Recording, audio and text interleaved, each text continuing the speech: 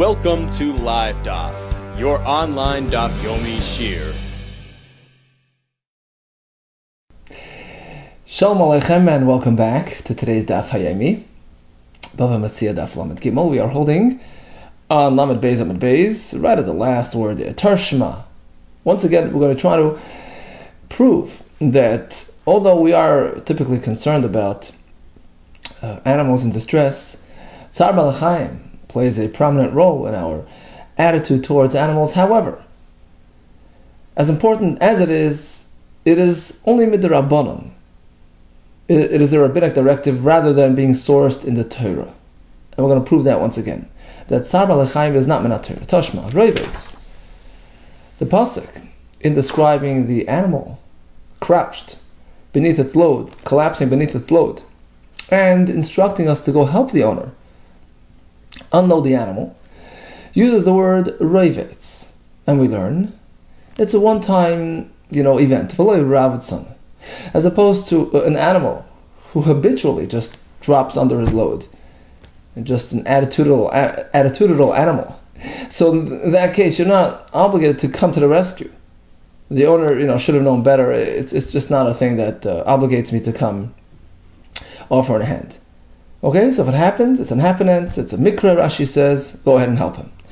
Roivitz v'lei rafson, as opposed to something which happens on a regular basis with this animal. Furthermore, Roivitz means v'lei oimed.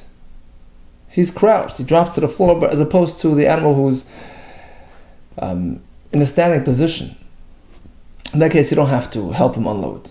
It's not so desperate, it's not so critical. Furthermore, tachas masa'oi, beneath his load. V'lei mefuruk, as opposed to a case where the load has already been unloaded. And the owner requires help uploading the load. In that case, you don't have to step in. And the Gemara later will ask, well, of course, there's a mitzvah of uploading as well, right? Hakim takim imay. We'll deal with that in a minute. And furthermore, tachas masa'oi means it's a load which matches the animal's capacity, as opposed to a fellow who overloaded his animal. That's absolute negligence, right? Masoi sheyachal lamid boy, a load which is within the capacity of the animal. Okay, that's the brayso. The guidelines of when one is required to step in and help. Now the question is, who's our primary concern here? Who's the focus on? The owner, who in these cases perhaps was negligent, or the animal who's suffering? The animal's in distress. V'amris, right? Tzar Ba'al Chaim deiraisa. If Tzar Ba'al Chaim is a deiraisa concern, mali roivitz or mali ravtza, mali oimed, who cares if it's a habitual thing, it happens on a regular basis, or he's standing, or he's sitting? He's in distress. Apparently, Tzar Ba'al Chaim is not min HaTorah. Answers the Gemara, you're right. This brayso truly reflects an opinion, which holds Tzar Ba'al Chaim is in Rabbanan, but we already had yesterday that Rabbi Yehuda in fact holds that Tzar Ba'al Chaim is not deiraisa. Hamani, Rabbi Yehuda, the Amar, who says actually Tzar Ba'al Chaim is only the Rabbanan. However, the other opinions, the Rabbanan, the Chachamim, Rab Shimon, they'll all hold perhaps that Tzar Ba'al Chaim is deiraisa. Hachanam mistavra, I'll in fact prove that what? That this brayso reflects Rabbi Yehuda's opinion only. Because what does the brayso say? Load to capacity, right? Right? It cannot have exceeded the animal's, load capacity. Now, who's the one that says such a halacha? Who authors this opinion, right? That's Rabbi Yehuda, as per our Mishnah, right? Shema Mina, so clearly this brayso, which contains this halacha of Rabbi Yehuda, in fact reflects his shita. But the other opinions perhaps disagree. But how could you say that this brayso reflects only Rabbi Yehuda's shita and not the other shitas like Rab Shimon? The brayso continues, Tachas masa oy v'lo mefurak. He's beneath his load, as opposed to where the load is already on the floor. What does that mean? My loy mefurak. What does that mean? Ilay loy mefurak klal. You don't have to step in. You don't have to offer a hand. If the load is sitting on the floor waiting to be uploaded. Really? Haksiv hakim takim imay. The Torah stipulates that you meant to go give him a hand to upload his load.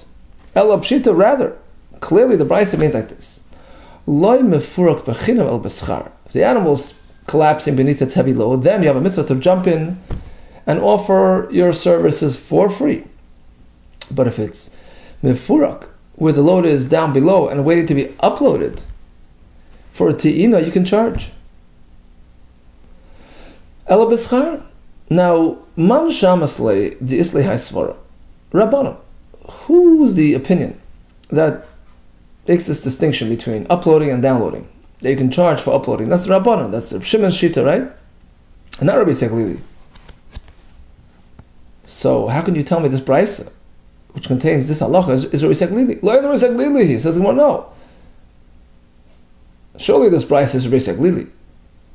And Sar Balachim is the Rabbanon. Ubeteina. And actually, when it comes to the halacha of uploading, can you charge? Yeah, Savala Karabanan. In this instance, Rabbi Yesi coincides with the Rabbanan, which is Reb Shimon's Shita, that you can charge for it. So yeah, he can hold on the one hand Sar Balachim is the Rabbanan, but he can also hold like Reb Shimon on the other account.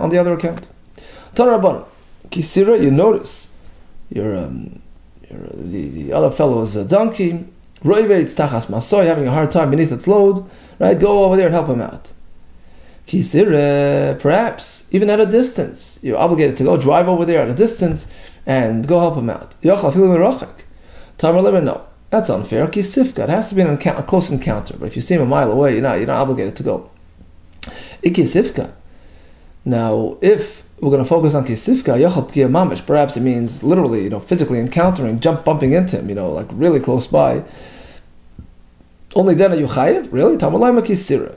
That's where the other pasuk comes. In kisira, you notice it, right? So what does that mean? You notice it from a relatively, close proximity, right? So sort of a compromise, not bumping into him, not from afar, but somewhere close by. So what constitutes? At what distance is this re'iyah, this noticing, considered pegia, an encounter? Shiru chachamim echad misheva mechzav mil. You take a mil, which is roughly like a mile, and you split it into 7.5 parts. V'zehu ris. That's the ris that we speak about many times. So that's how close you have to be chayiv. Tana, we learned in the Brayso. So umedad ima et parsa. Even after you load him up, you can't just abandon him. Maybe it's going to happen again. So you got to accompany him. You have to walk along a parsa, which is really far, to ensure that things are safe and sound. But for this part, you can get paid. You can get paid for your time. So in terms of actually uploading or downloading, that's questionable, right? Downloading, you can't get paid for. Uploading, that's a machlekes. But all agree that when it comes to keeping him company, that you can get paid for. Continues the mission. Avedasai, vavedas aviv. A fellow encounters two lost items, meaning he himself lost an item, which he's on his way to retrieve. Right? He's trying to retrieve his item, and he knows that his father lost the item as well, and he can retrieve that too. So which one takes priority? If it's a question of one over the other. Avedasa kedemis. First you tend to your own lost item, and then your father's. Avedasa vedas rabbi. Likewise, a choice between your own and your rebbe. Shalai kedem. Once again, yours is priority. What if it's between father and rebbe? Avedas aviv, avedas rabbi. Which one takes priority? Your father's item or your rebbe's lost item? Shall rabbi kedemis. First you tend to the rebbe. You know why? Because he provided you with spiritual sustenance. True, your father brought you down to this world, but the Rebbe taught him Torah, brings him to eternal life. So that comes first. If his father was a chacham and presumably taught him Torah as well. So in this case, father takes priority because father has both elements, and also he's like your Rebbe, right? Shel aviv kedemis.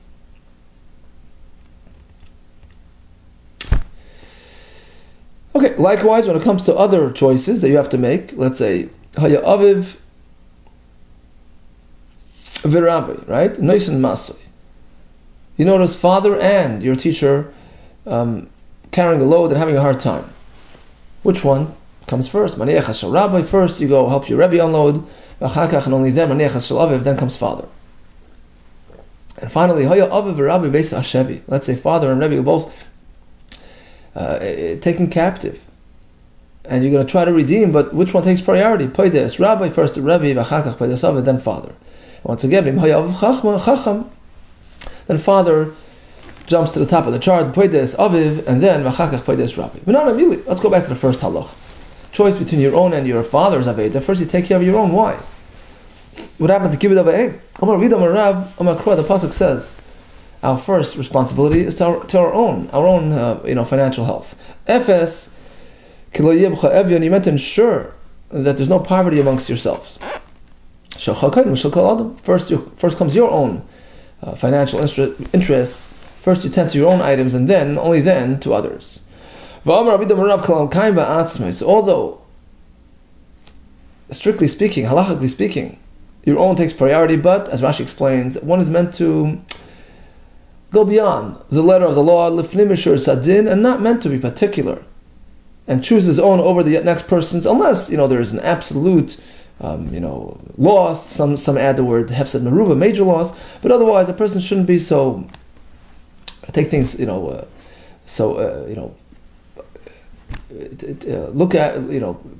look after his own interests only. He should forego that and take care of his friend's thing as well, even if it's going to relegate his own aveda to second place. Rashi says im loy behefsed mechiach, unless it's an absolute loss here. But bottom line is, first look after your friend's thing, do chesed, and then afterwards hopefully you'll find yours as well. And kalam kaim ba'atzmi kach. In fact, if a person is very makbid in particular, he first takes care of his own stuff, and then, right, he's not involved in he's not living a generous, giving life, right? Rashi says he's with tzedakah. He's not involved in giving and being generous. Soif, what's the end result? Then he himself will have to come on to other people's handouts. Unbelievable. Soif bol dekach. Right? So point is, a person acts generously and graciously, then Hashem likewise, measure for measure, Mida Kedei will act with him likewise, give him bracha v'atzlacha in all his endeavors. Amen. Okay. When we speak about pitting the father against the Rebbe, what type of Rebbe are we speaking? When we speak about the teacher taking priority, Rabbi Shalimdei Chachma. We're speaking about a Rebbe specifically who taught him Chachma. Rashi says it means like Gemara. Opened up his mind to the depth, and deeper analysis of the Chumash, of the Mishnayos, which we call Gemara. Of the deeper understanding of Torah. That's the Rebbe that we're speaking about. According to Rameir, it's referring to a Rebbe specifically who taught him Gemara, as opposed to the Rebbe who taught him Chumash or Mishnayos.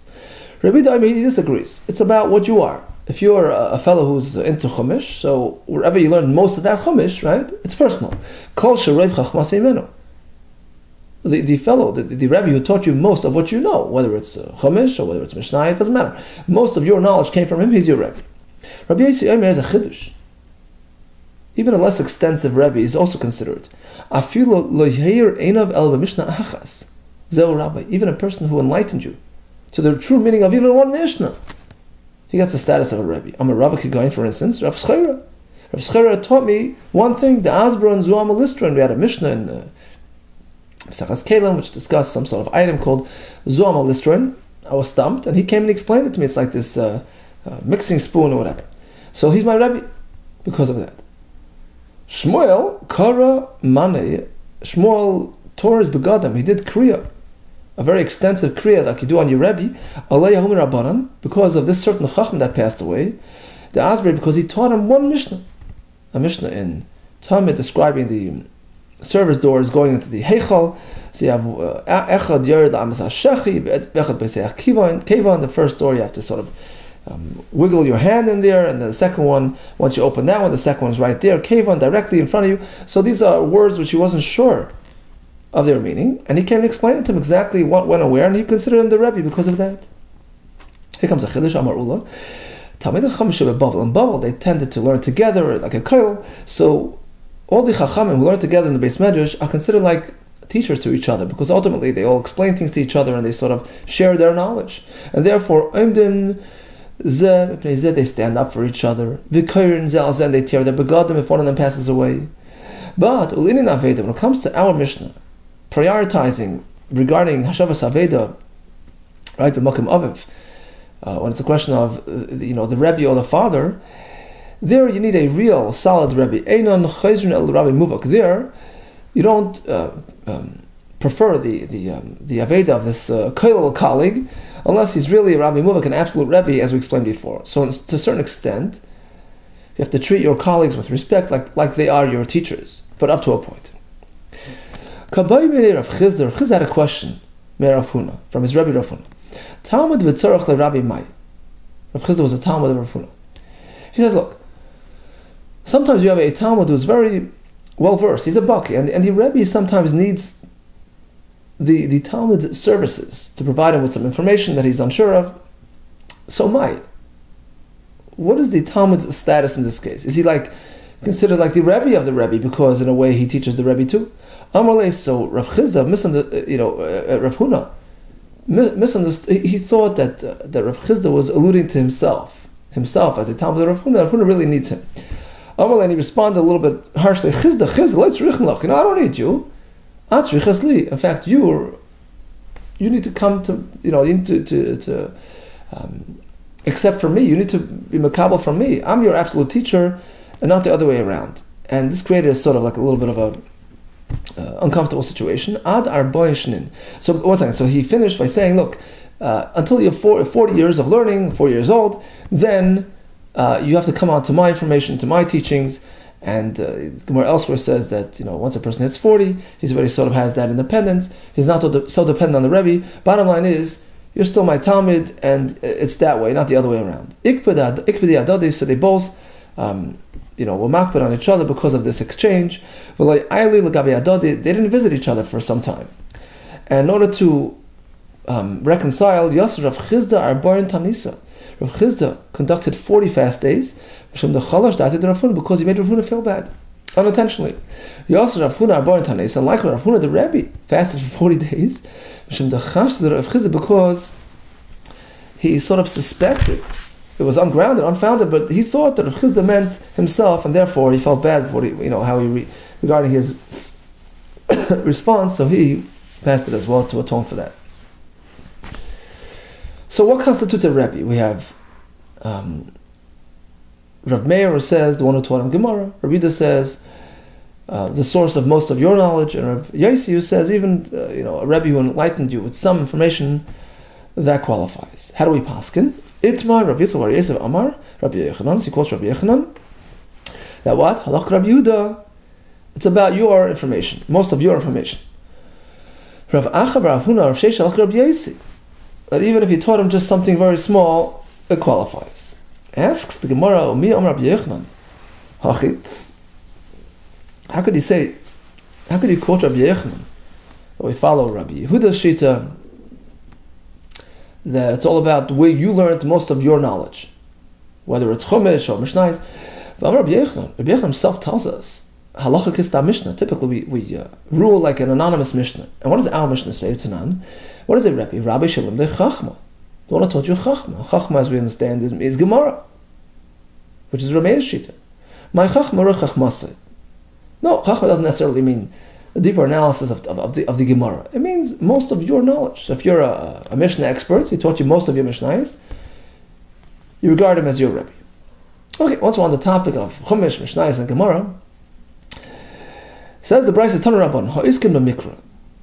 Those who are heavily involved in Chumash, Mida ve'eda Mida. Person who's learning Chumash, it's a Mida Taiva, it's a good thing, but it's not fully a Mida Taiva. Meaning, because, as Rashi explains, Mishnayos and Gemara were in a way higher priority because he says in those days they didn't record the Mishnayos and the Gemara. So unless people learn them regularly, it's going to be forgotten. So it's more important to dwell on Mishnayos and Gemara. When a person learns b'Mishnah, he dwells on Mishnayos, Mida, it's a good thing, it's a good measure. And he gets schar for it, meaning there's some sort of deeper understanding through the Mishnayos, but it doesn't match up to Gemara. Gemara is the ultimate. Ein lecha midah gdoila mizu. That's the best way to learn. It gives you the true understanding of what the Chumash and the Mishnayos had in mind. But listen to this: but don't abandon the Mishnayos. Always run to the Mishnayos.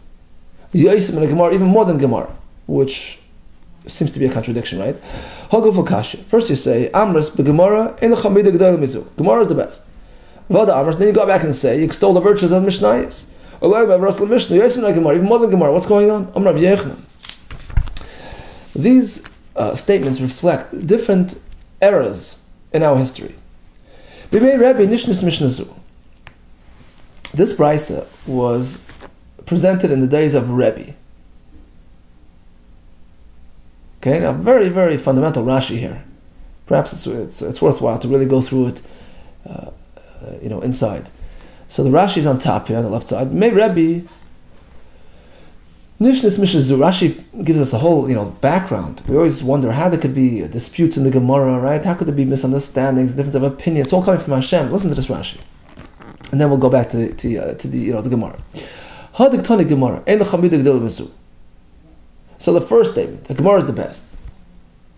That was reflective of a very specific, event in history. Lefi Rabu Talmidei Shammai v'Hillel. When there was an increase in the students of Shammai v'Hillel, who lived 3 generations before Rebbe, Rabu Machlekes b'Torah, V'Nasas Kishtei Torahs. That triggered many disputes, many misunderstandings, many differences of opinion. Why? It wasn't because they were trying to Metoich oil shibud malchus.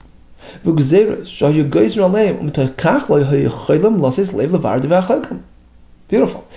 The whole concept of machlekes was triggered by the hardships, the troubles, the tragedies, the golias, the decrees that Klal Yisrael endured and experienced, which makes it very difficult to focus and to dwell and to have clarity. So although everything was clearly handed down by Moshe Rabbeinu, etc., but ultimately there was confusion due to the circumstances, various tumultuous circumstances.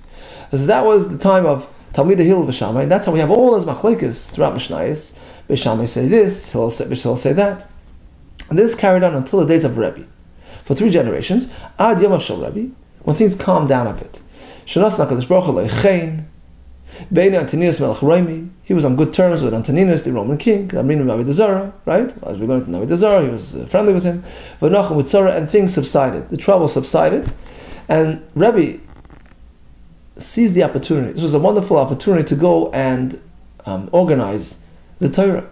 V'shalach v'kibetz kol tamid Eretz Yisrael. In contrast to what we think that Rebbe himself sat down. No, it wasn't a personal project. He went and summoned together. He gathered all the Talmidim in Eretz Yisrael. V'ad Yamav. Now until his time, lo yahayu mesechtes seduros. We didn't have organized mesechtes.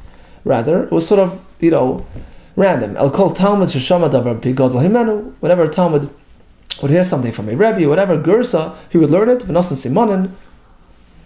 And he would give like simanim, ways to remember halacha plainis or plainis shematim shem plaini, right?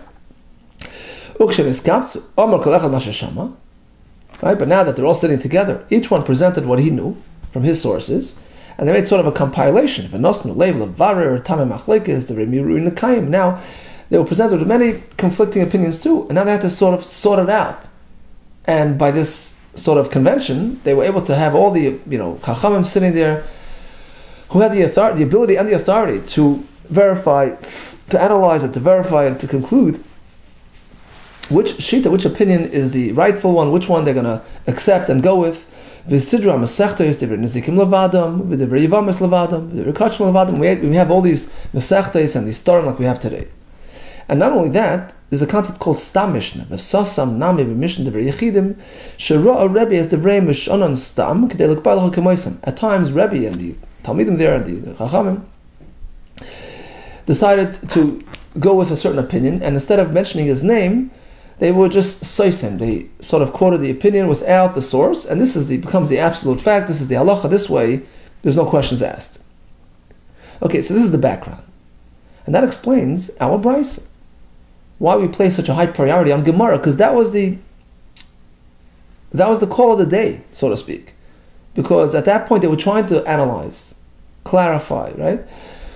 All the Mishnayos. So Rebbe was promoting Gemara at that time. Gemara means the analysis, the deeper analysis of the Mishnayos.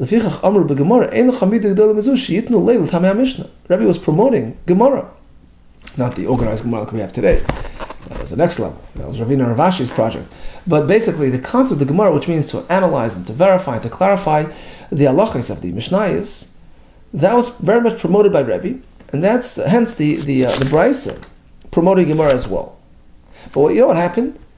People took a liking to Gemara. Shavku says the Gemara on top. Okay, let's go back to the top line. So in the time of Rebbe, this concept of promoting Gemara was expounded on, and it brought everybody to Gemara, but the emphasis became so strong on Gemara that Shavku Kula Alma, they all abandoned Masnis and the Mishnayos.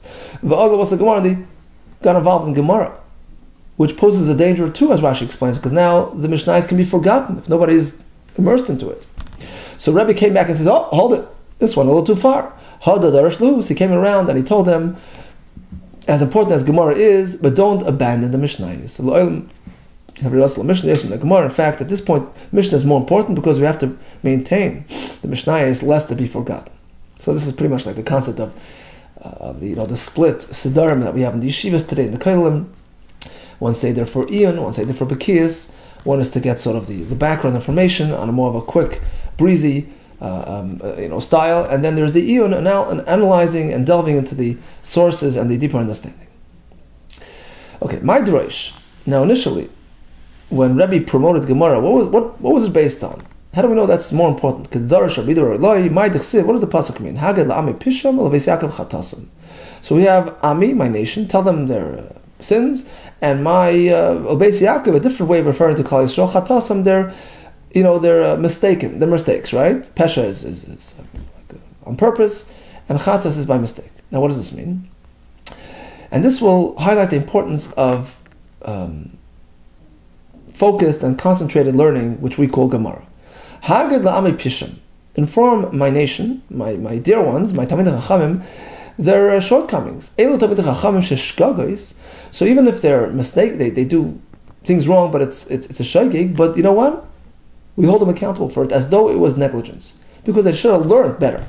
When they learned the halachah, they should have paid more attention. So it's not much of an excuse. Naslam kizdoines. Those who have the ability to learn better, they should have done so. So even when it turns out to be a shogeg, but we hold them accountable as though it was b'mezid, because they were misinformed due to their lack of immersion into the Torah. So we see Gemara is very important. And Beis Yaakov Chatasim inform Beis Yaakov of their wrongdoings, but here it's less severe, it's just a chet. Ela Amei Aretz, those are those who don't have the ability to learn. Shes Doines, Naslam Kishkagos, even if they do something, b'mezid, but since it's due to a lack of knowledge, Hashem downgrades it to a shogeg. V'aynu Desnan, and this fits well with the Mishnah in Pirkei Avos, that one should pay close attention to his learning. Rabbi Yehuda Omer, Havizar b'Talmud, pay close attention to when you learn.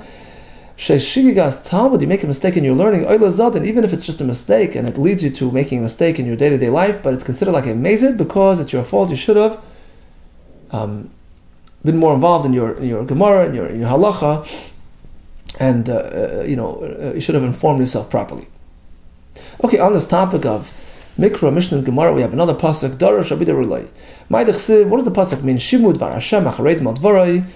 Elo Tavid Chacham. It's going on those that are Chachamim, that are immersed in Torah. And what does the next part of the pasuk mean? Imru Achechem. I'll just read the whole pasuk first. So the pasuk reads like this. It's in pasuk in Yeshaya. Shimud Bar Hashem Acharedim Al Dvarai. Imru Omru Achechem Sam'echem Ma'adechem. L'man Shmi Yichbad Hashem V'nira B'simchaschem B'mivayshim. So there's an interesting drush on this pasuk. It's reflective of the various classes in Klal Yisrael. So, listen up, okay? Imru achechem, amru achechem. Your brothers have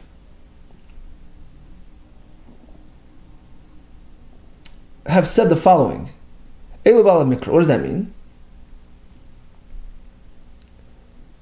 Amru achechem, elu bala mikra. Those who immerse themselves in the Chumash, they don't know the dinim, they don't know the halachas. So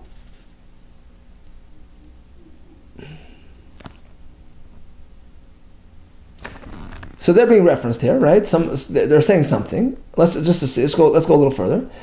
San Eichem Elu Bali Mishnah. Those who adopted Mishnayos, into Mishnayos, rather than Gemara, they're called San Eichem. They dislike the Chachamim who are learning Gemara. So it seems like the Bali Mikra as well.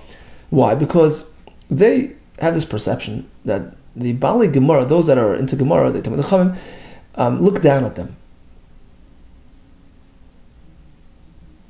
Because, you're misinformed, you're only learning Mishnah, Chumash and Gemara. So these people dislike the Talmidei Chacham and the Bali Gemara because they perceive themselves as having a negative, as being inferior in the eyes of the Gemara people. Okay, so there's this sort of constant tension between these groups. Elu Bali Mishnah Menadechem is lashon nida, distancing, right? Elu Bali Ami Aretz, the Ami Aretz, the unlearned people, very much dislike the Chachamim. Once again, they perceive that the Talmidei Chachamim look down at them, which obviously is not true, but that's their attitude. So bottom line, we have many classes amongst our nation with different attitudes towards each other. So what happens now? Ultimately, they'll all come together and benefit from each other. Shema Toimar, perhaps you'll say Pasak, Sivram, Batal Sekuyam, there's no hope, there's no, nothing to hope for. Tamad Leimer, no, V'dir B'simchaschem, that ultimately we'll all experience, we'll all see the joy amongst all the classes of Klal Yisrael, Shema Toimar, Yisrael Yivaishu. Perhaps you'll say that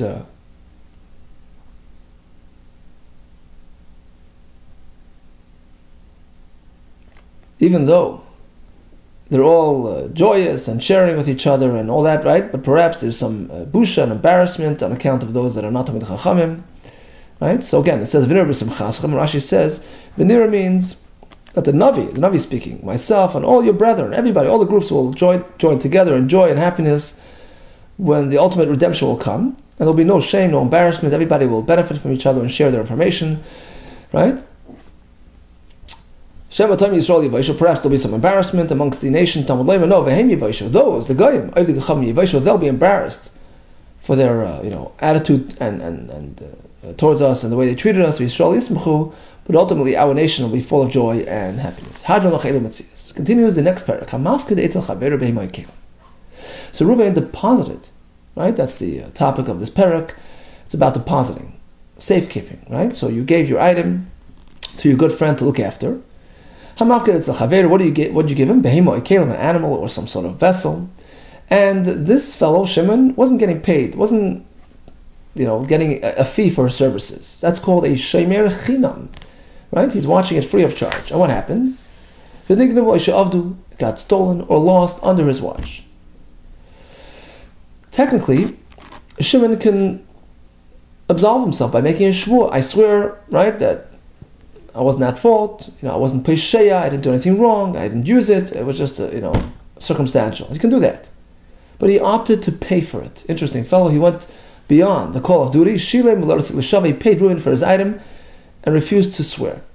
Because in reality, he could have taken that option too. Shari Amru, because we know the Chacham tell us, Shemer Chinam, this fellow who's a Shemer Chinam, Mishpav Yoytze, all he needs to do is make a shvur and he's free to go.